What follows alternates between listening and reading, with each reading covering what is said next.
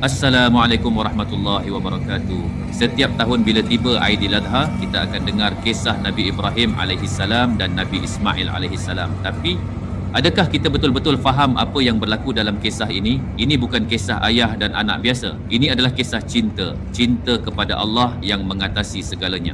Poin pertama, perintah aneh yang tidak masuk akal.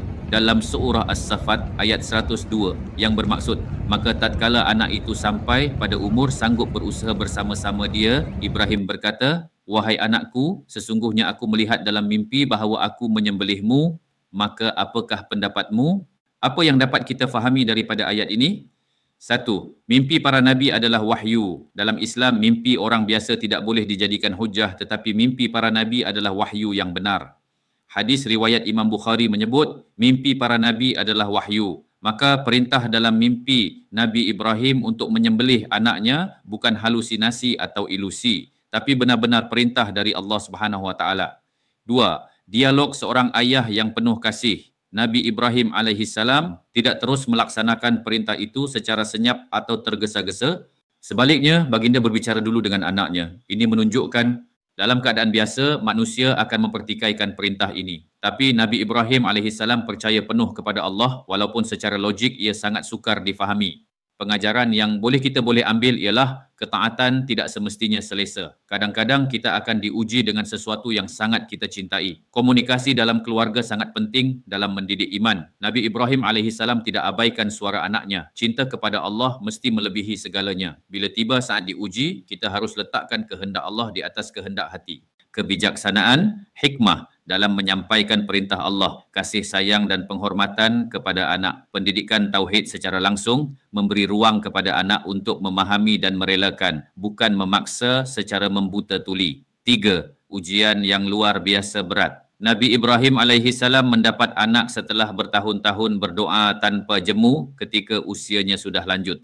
Nabi Ismail alaihissalam lahir sebagai anugerah besar, harapan, keturunan dan penyambung perjuangan. Tapi tiba-tiba Allah memerintahkan agar anak yang sangat disayangi ini disembelih. Ini bukan hanya ujian perasaan sebagai seorang bapa, tapi juga ujian iman, ketundukan dan kecintaan mutlak kepada Allah. Poin kedua, ketaatan seorang anak. Dalam sambungan surah As-Saffat ayat 102, Ismail menjawab, "Wahai ayahku, lakukanlah apa yang diperintahkan kepadamu.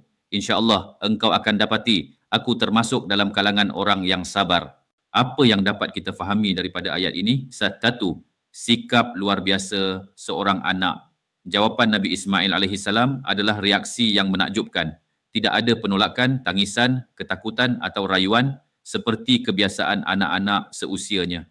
Ini menunjukkan tahap keimanan dan kematangan jiwa yang sangat tinggi. Padahal ketika itu Nabi Ismail alaihissalam masih remaja. Dua, akidah yang kukuh hasil didikan ayah. Nabi Ismail alaihissalam tidak hanya reda, bahkan menyokong penuh perintah Allah. Beliau berkata, "Lakukanlah apa yang diperintahkan kepadamu." Ini adalah kepatuhan sepenuh hati kepada wahyu, bukan kerana takut pada ayah. Akidah seperti ini bukan datang tiba-tiba, tetapi hasil didikan Nabi Ibrahim alaihissalam yang mengasuh anaknya dengan tauhid yang murni sejak kecil. Pengajaran, peranan ibu bapa sangat penting dalam membentuk jiwa anak yang taat kepada Allah. Tiga, doa dan tawakal seorang anak soleh. Nabi Ismail alaihissalam tidak hanya menyerah tetapi juga bertawakal dengan berkata, "InsyaAllah engkau akan dapati aku termasuk orang yang sabar." Ini bukan sekadar ekspresi tetapi penyerahan diri sepenuhnya kepada kehendak Allah dan keyakinan bahawa kesabaran hanya datang dengan izin Allah. Perkataan insya-Allah menunjukkan bahawa Nabi Ismail alaihissalam bergantung kepada Allah untuk kekuatan jiwanya, bukan pada dirinya sendiri. 4. Kemuncak ketaatan dua generasi. Dalam kisah ini, dua generasi tunduk kepada wahyu. Seorang ayah yang diuji untuk menyembelih, seorang anak yang bersedia disembelih. Ini adalah simbol agung ketaatan generasi beriman. Ayah yang memimpin dengan iman dan anak yang menyambut dengan sabar dan rida. Ini sangat berbeza dengan realiti hari ini di mana ramai anak-anak menolak nasihat agama dan ibu bapa pula tidak yakin mendidik dengan nilai ketuhanan. Ibrah dan pengajaran Buat kita hari ini, anak soleh bukan lahir dari ruang kosong, tapi hasil asuhan ibu bapa yang menjadikan Allah sebagai pusat kehidupan. Tunduk pada perintah Allah mungkin pahit di permukaan, tetapi ia manis di sisinya dan membawa keberkatan hidup. Sabarnya Nabi Ismail alaihissalam adalah contoh paling indah bagi anak-anak hari ini, bahawa pengorbanan demi Allah itu bukti cinta yang sebenar. Poin ketiga, Allah tidak mahu darah, tapi keikhlasan. Dalam surah As-Saffat ayat 107 yang bermaksud, dan kami gantikan anak itu dengan seekor sembelihan yang besar. Dan juga dalam surah Al-Hajj ayat 37 yang bermaksud, daging dan darah itu tidak sampai kepada Allah, tetapi yang sampai kepadanya adalah ketakwaan kamu. Apa yang dapat kita fahami daripada ayat ini? Satu, Allah hanya menguji, bukan mahu menyakiti.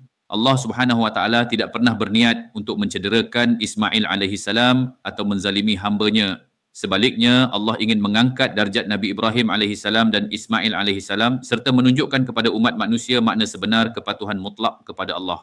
Ketika keduanya telah lulus ujian dengan sempurna, Allah menggantikan Ismail alaihissalam dengan sembelihan yang besar. Menurut majoriti ulama ialah seekor kambing kibash dari syurga. Dua, ibadah korban, simbol kepatuhan dan ketakwaan. Ini menunjukkan betapa besar nilai keikhlasan dua insan mulia itu sehingga Allah abadikan dalam bentuk ibadah formal untuk seluruh umat Islam.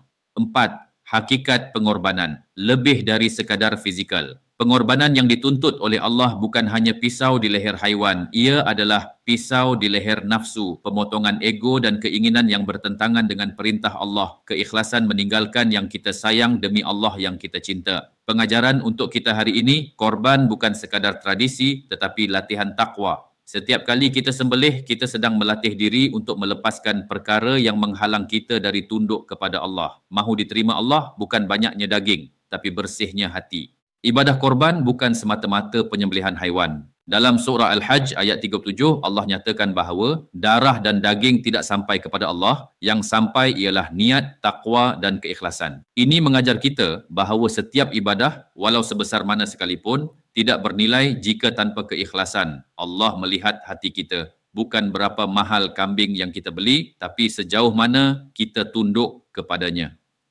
Tiga, ganjaran yang kekal. Syariat korban.